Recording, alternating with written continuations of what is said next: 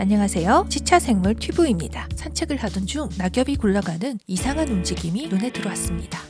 낙엽이네. 가까이 다가가 보니 말벌이랑 싸우고 있어. 나박이랑.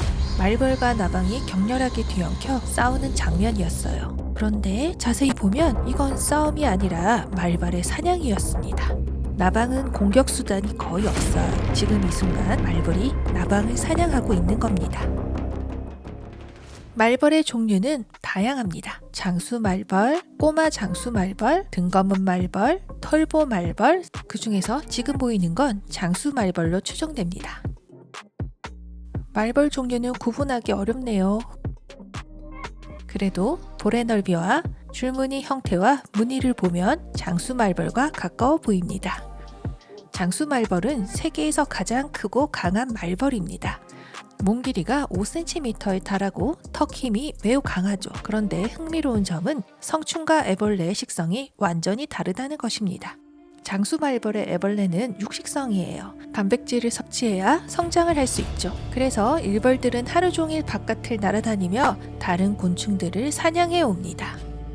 반면 성충은 허리가 좁아서 고형물을 삼킬 수 없습니다. 말벌 성충은 액체만 섭취할 수 있어요. 말벌들은 달콤한 과일이나 단물, 특히 참나무 수액을 좋아합니다. 여름 숲속에서 참나무 수액이 흐르는 곳을 보면 여러 마리의 말벌이 모여서 그 자리를 독차지하고 있는 모습을 쉽게 볼 수 있습니다.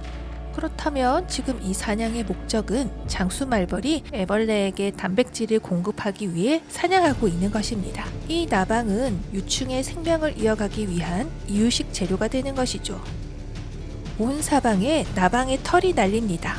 이건 사실 털이 아니라 나방의 비늘이랍니다. 나방의 움직임은 점점 느려지고 결국 힘을 잃어갑니다. 그런데 이 커다란 나방을 말벌이 그대로 들고 날아갈 수 있을까요? 장수말벌은 사냥감의 가슴 부분을 뭉쳐서 벌집으로 운반한다고 합니다. 전체를 통째로 옮기는 것보다 단백질이 가장 많은 부위만 잘라서 유충에게 전달하는 거죠. 자세히 보시면 말벌이 강한 턱으로 가슴 부위만 공략하고 있습니다. 그렇게 관찰을 하던 중 약속 시간이 되어서 어쩔 수 없이 자리를 떠났습니다. 그리고 2시간 뒤 같은 장소를 찾았을 때 말벌도 나방도 흔적 없이 사라지고 없었습니다. 자연은 잔혹하지만 언제나 완벽한 순환 속에서 움직입니다. 이상 치차생물 튜브였어요. 신기한 생물들의 관찰 이야기는 계속됩니다. 다음에 또 만나요. 안녕.